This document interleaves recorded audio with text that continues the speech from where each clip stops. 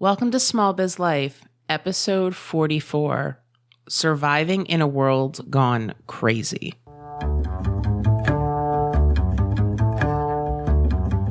Does this sound familiar? Oh my God, I have so much to do today. Don't forget to breathe.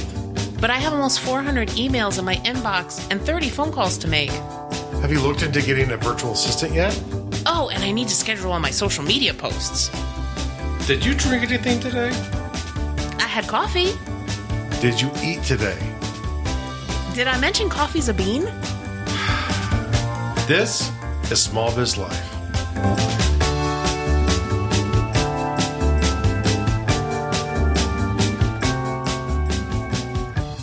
Hey guys, welcome to Small Biz Life. If you have listened to the show before, thank you so much for coming back. You are the reason that we are here week after week. If you're a first-time listener, my name's Kristen Ingram. And I'm Jeffrey W. Ingram. And we are two small business owners, husband and wife, working together in order to help you survive the small biz life. Yes, and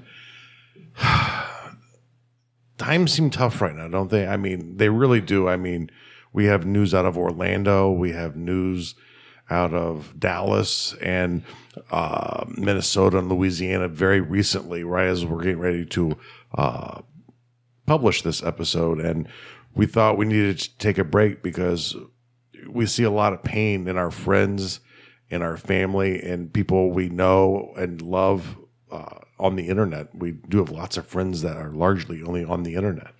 And that's the thing. It just seems like it's story after story after story, right? And we've just been bombarded with all of this negativity and all of this tragedy, and it's feeding off of itself. Yeah. Right? So people are angry because of shootings, and shootings are occurring because of the previous shootings, and you've got terrorist attacks all over the world. And it's tearing people apart. Like they're just kind of frozen and they don't know what to do. Yeah. And so we want to take a few minutes and acknowledge the validity of those feelings. It is very easy to feel negative when you're surrounded by all this negative news. Plus, no one ever thinks the economy is as good as it is, or it's human nature in a way that we err on the side of negativity because it makes it easier for us to survive in the world. Well, and I think too, we've talked about this a lot together as we've been processing this ourselves. And everybody thinks that it's so much worse now than it used to be. And a lot of that is just because we're bombarded constantly with 24-hour news cycles, with social media, with Twitter and Facebook and news sites. If you think about 25 years ago, before we had the internet, before 24-hour news channels were as popular as they are now, some of these things, especially the shootings that we're hearing about, things like this were happening, but it wasn't covered 24 hours a day, 7 days a week. It wasn't in your Facebook feed in 17 different ways all the time. And one of the stats that I actually want to debunk here is crime, violent crime specifically, and murder rates are out of control. And you hear about them constantly in the news. The unfortunate deaths of police officers, the unfortunate deaths of civilians, many of whom are black in neighborhoods heavily patrolled by police officers, which is causing quite a controversy in two different directions, and is building this perception that, it's like this wild west out there where we can all die. But looking at the FBI stats, and we'll link an article in the show notes that goes and shows us in detail, the violent crime rate is down from almost 685 per 100,000 to 365 per 100,000. That's almost a half of a decrease since 1995. And you know what? If you go back further, back into the 80s and the 70s, the violent crime rates were around the same stats as they were in 1995. Wow. But, again, I think it's just because we hear so much about it. And, I believe that we need to look at how police interact with civilians. Yes. We need to look at how civilians interact with police. Mm-hmm. We've become so divided as a society that it's this us versus them mentality instead of everyone working together to make our communities better. Mm. And the murder rate itself was in 1995, 8.2 out of every 100,000 people, there was a murder. And that's down to 4.5 in 2014. And you know what? There's no significant changes in the numbers even through today. Even with the mass shootings, there is not an increase in the murder rate. And even if there was, it's so low compared to what it historically was in the United States. We're not even close to those numbers, and think about it too. You had a total number of murders of 21,000 in 1995. In 2014, it was more like 14,000. And that's with the population increasing by about 50 million people. That total number went down. Wow. So, it really is a significant number. Now, I'm not saying don't be weary, don't be thoughtful in what you do, protect yourself in whatever way you deem necessary.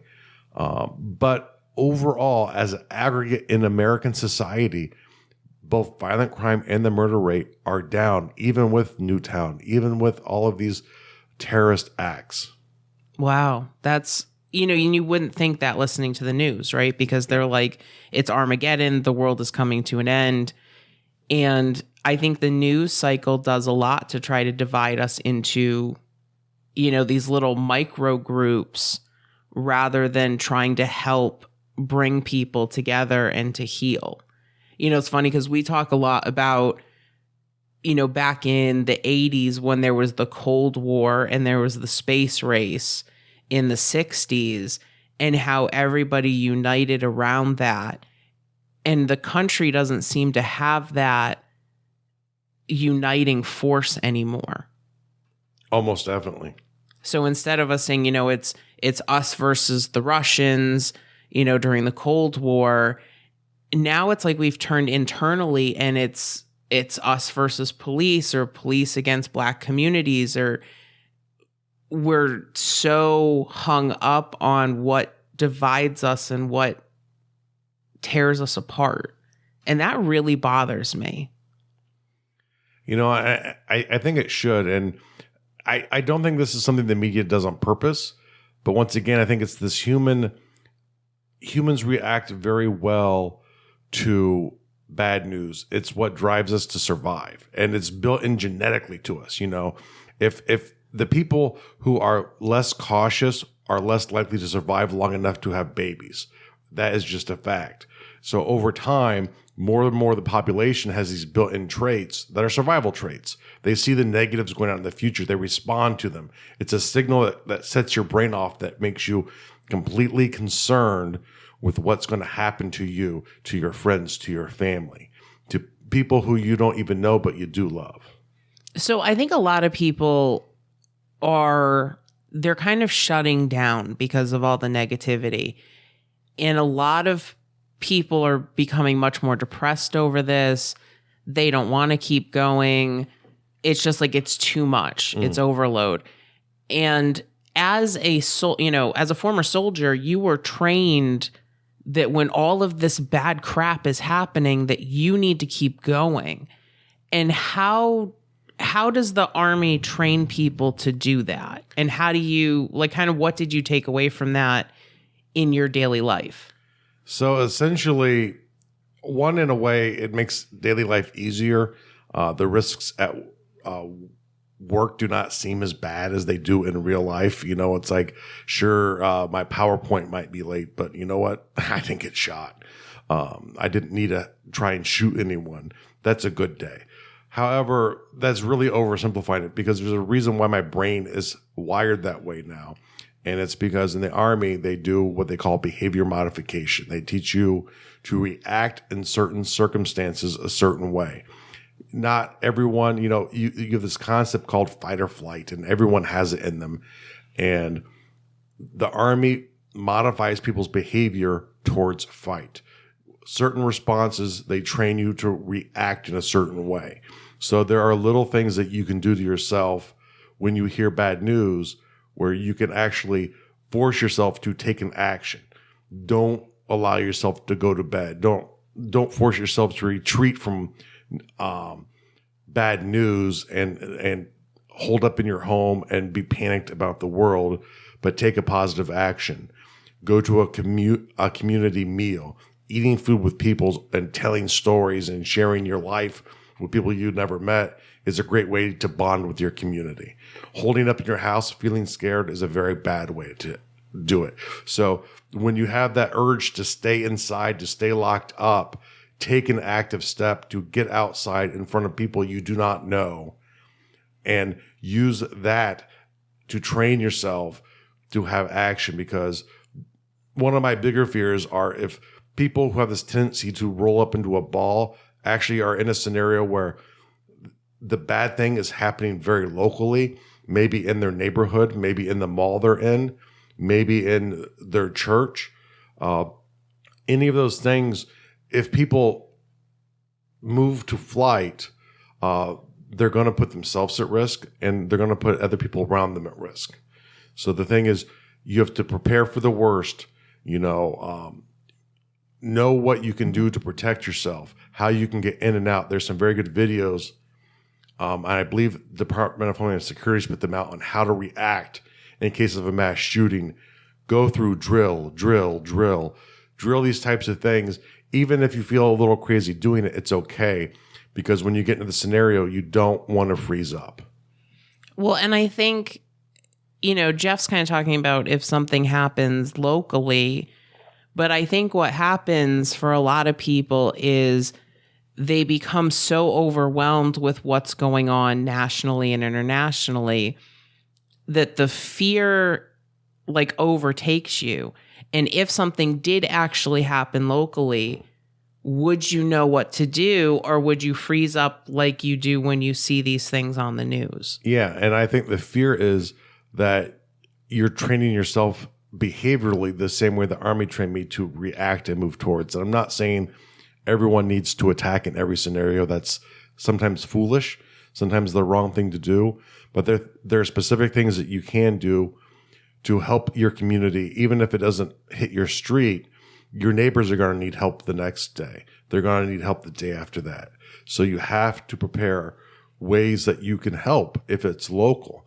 But don't be obsessed with it is, because when we go back to the murder rates, the likelihood you're going to be killed, even with terrorism hitting these shores, is still less likely than in 1995. And did you feel this way in 1995? So I think that, one thing that we can do when something really bad happens and you start to feel like you're in that really dark place, find yourself some community, whether it's, you go to your local church, you go just, go have a meal in your town and talk to other people. Don't separate yourself from community.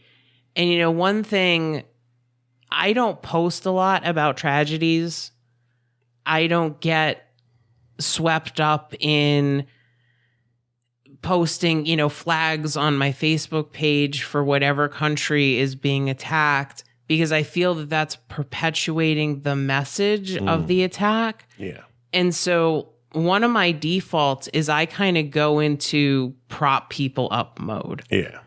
And inspire people to be better, inspire people to help their communities, to give blood. Exactly, right. To do things that encourage us all to be better people. Yeah. And I think that's really the key is, it's easy to get overwhelmed in the news. And it's actually even okay to feel like you can't deal with it today.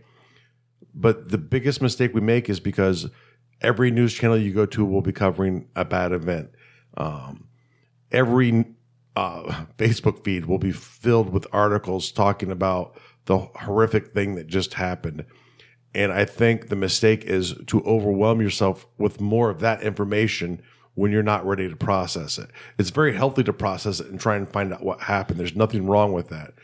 But when you feel yourself starting to get overwhelmed, take a step back, take some positive action. Go give blood. Donate stuff to the Red Cross or a charity that you feel will help people who are potentially endangered but survived the risk. Go find GoFundMes of people who lost family members and help pay for the funerals. Right. And even, one of my favorite organizations especially if it's something that happened internationally, Doctors Without Borders is a great organization because as everyone else is fleeing, they're running in. Yes. Right. To help people. And so they're a great organization of doctors and nurses and health professionals that go into war zones and areas that have been devastated by natural disasters to help people in need. So that's a great group as well. And I think with a lot of the conflict we're having right now, with the Black community feeling under assault and whether or not you agree with them, you have to appreciate the fact that this is a belief. And whether or not it's true is irrelevant. And I actually have a tendency to believe that there are reasons why they feel that way because of the drug war. We've actually told the police to go in and be really tough in poor neighborhoods, which are disproportionately Black people. So you would have to feel this way in those neighborhoods because they literally are under assault. And there might be good reasons for that or not, but we need to find ways to create more common bonds. Take a positive step, create a picnic in your community, invite off-duty police, invite people from the poorer parts of your neighborhood, sit around, share stories, talk about the things that make you you. And the commonalities that are going to come out are so strong, it will help overcome the bonds of these people are different than me. And it doesn't necessarily need to be Blacks and police officers. It can be people of any community where you live that don't have these common bonds of neighbors. Those need to be strengthened up. And I think that's irregardless of attacks coming. Just these are our neighbors. We need to treat them like that. Well, and that's one thing that I think as a nation that's kind of made us much more skittish and much more afraid. When I was a kid in the 80s, you knew everybody in your neighborhood. And so, we used to go out and you'd get on your bike early in the morning and you'd round up a group of kids from the neighborhood and you would play all day. And if we got out of line, somebody in the neighborhood would be like, hey, get yourself back in line. I'm going to call your parents and let them know. And all of these neighbors kind of looked out for all of us to make sure we didn't do anything stupid. And I think we've lost that. And I don't know if it's, because of technology. I mean, it's funny because you read some stories about, parents being reprimanded because, they let their kids play out by themselves or they let their kids go to the park by themselves. And I was like, my God, if in the 80s, I think all of our parents would have been arrested. Yeah. Right? Oh yeah. Because we all did that. We played in mud piles and, we played out in the woods and, rode our bikes all over the place. Me and my friends, we went to a area that was sort of under construction, had been leveled off and cleared of all foliage. And so the water would wash away the light soil and you had these great tunnels. And it was a great place to play guns.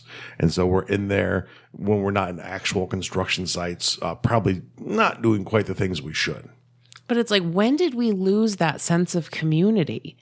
Well, I think part of it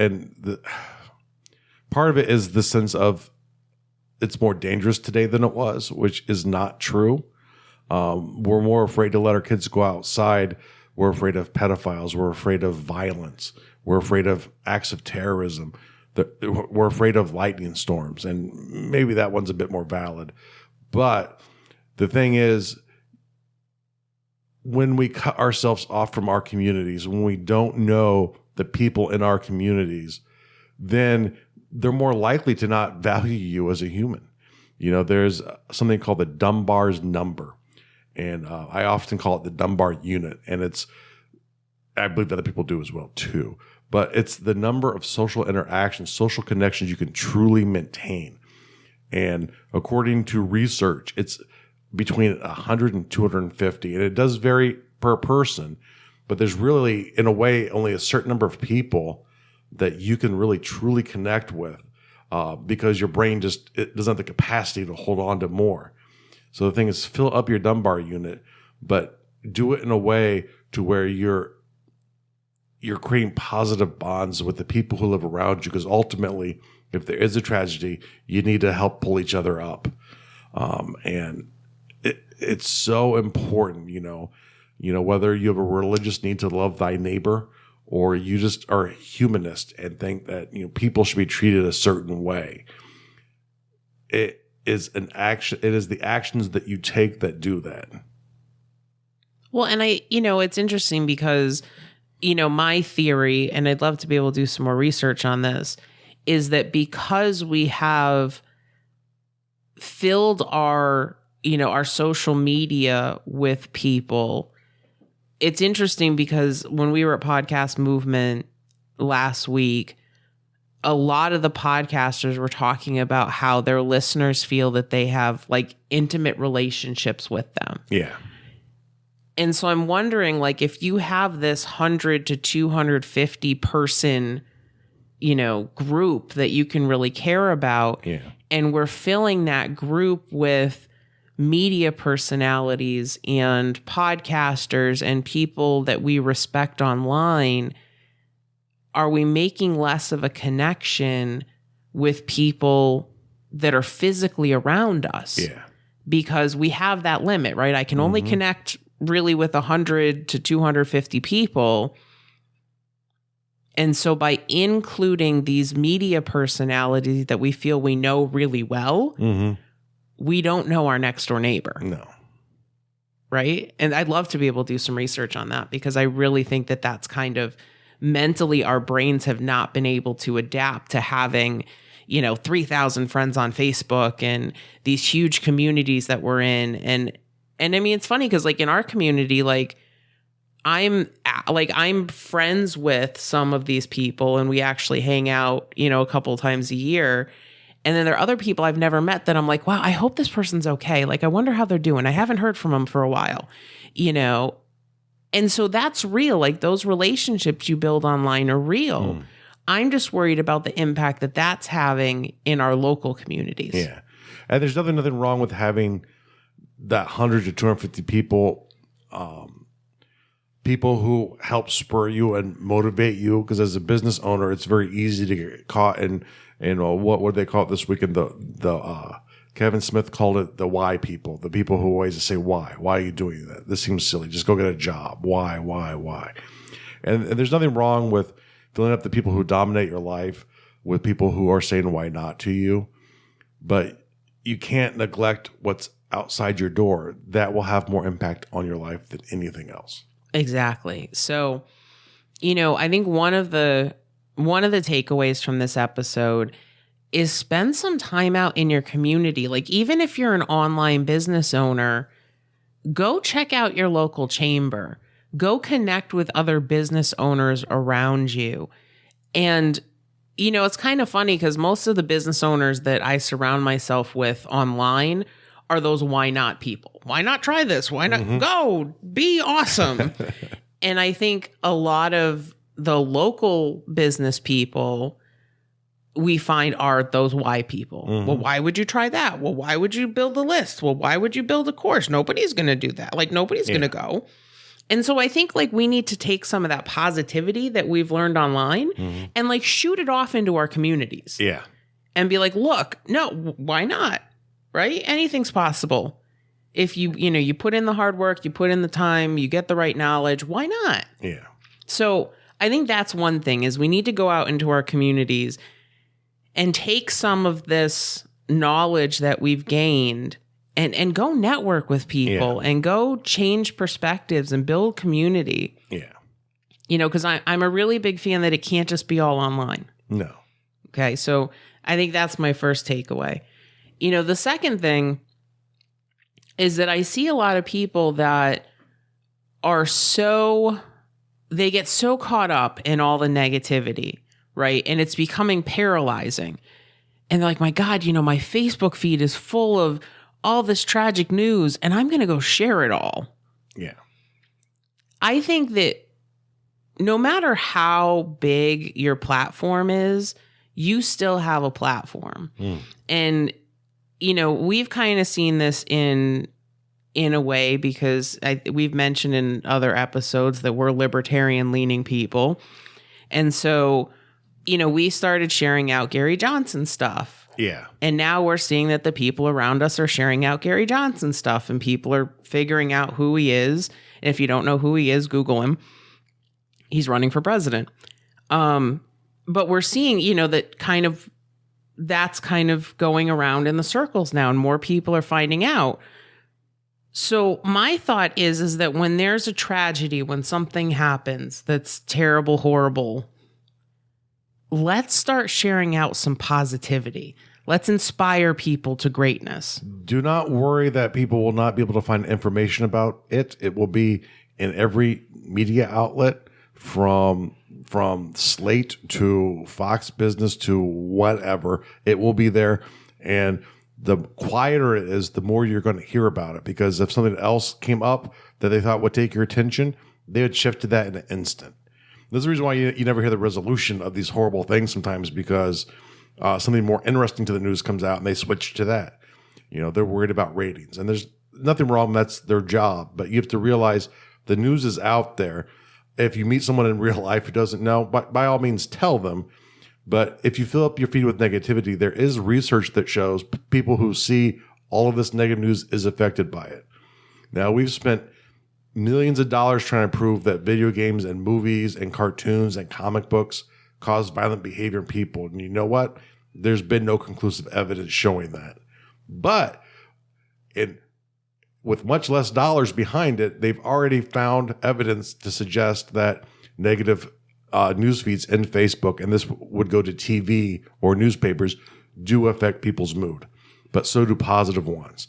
So acknowledge the positive in the times of trauma, and don't be afraid to take time to process it. Don't feel like you have to act like a soldier charging a battlefield every time. It's okay. Even if you need a little escapism, have some fun too, because those will do more for your mood. But you know what? If you're feeling overwhelmed, the first action you have to take is stop with Facebook. Don't watch the news for the rest of the evening. Find something else to do.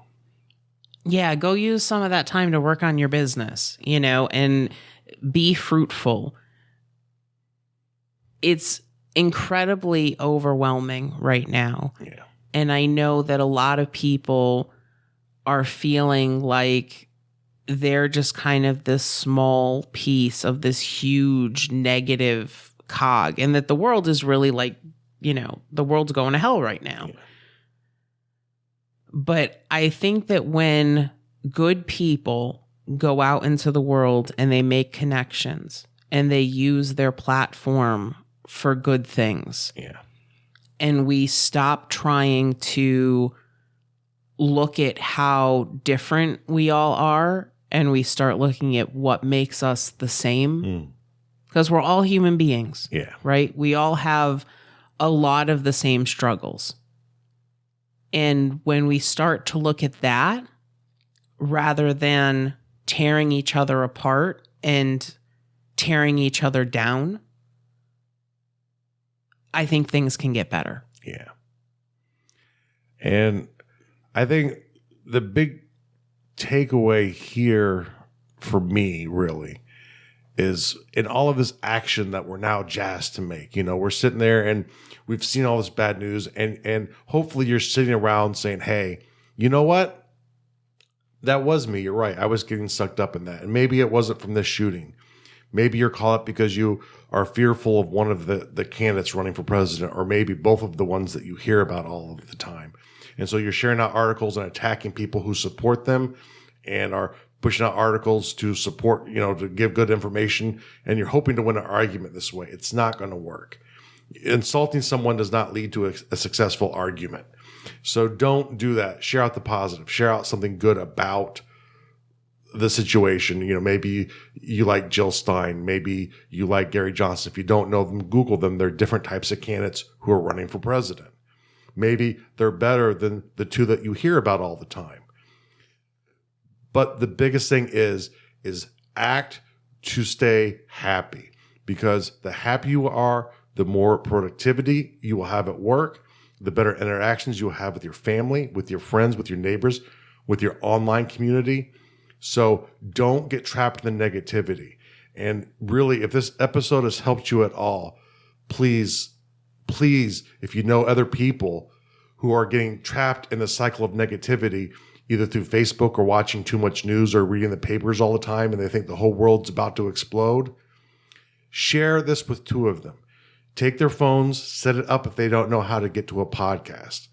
But we need people to spread positivity, especially through social media, because most people are consuming that more than anything else consistently.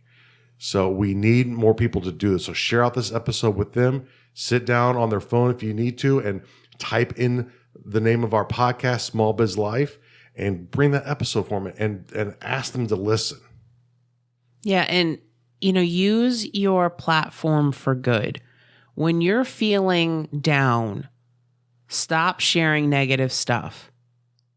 Go find, Toby Mac is great for positive stuff. Brendan Burchard is great for positive stuff. Go out and, either create your own positive content or share out somebody else's. Or heck, watch a cat video. And share a cat video, because everybody loves cat videos, right? Don't help share the negativity. Don't help share the divisiveness. There are a lot of people that are really angry right now. There are a lot of people who are really depressed right now. We have to lift each other up. We have to stand together as human beings and pull everyone up together. So thank you so much for listening to this week's episode. Go spread some positivity into the world. Share positivity with other people. And we'll see you again next week. This was Small Biz Life.